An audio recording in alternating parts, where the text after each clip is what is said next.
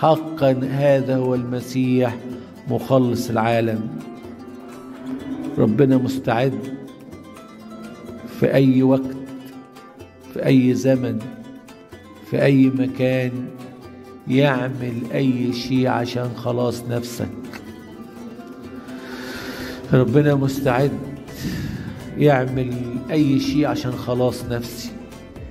اللي اترفع على الصليب علشان خلاصي يقدر يعمل كل شيء. يكفي جدا جدا صبره علينا واحتماله لينا، وكل شوية يقول كده أنا واقف على الباب إن فتح لي أحد.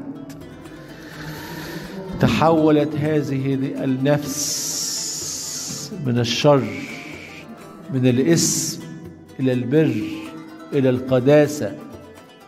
تحولت هذه الخاطئة الزانية الشريرة المنبوذة المكروهة المرفوضة إلى الكارثة المحبوبة المعروفة المشهورة، وعدت بين الأبرار والصديقين والعباد ولباس الصليب، تلك التي قضت حياتها كلها في الشر وفي الإثم، كيف تحولت إلى المرأة السامرية التي خلدت الكنيسة تذكارها وذكرها الرب القدوس في إنجيل يوحنا، حتى تصبح قدوة وأنموذج إلى عمل ربنا مع النفس،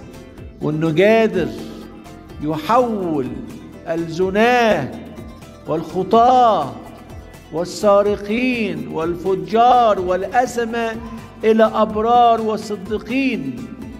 حقا بالحقيقة هذا هو المسيح مخلص العالم.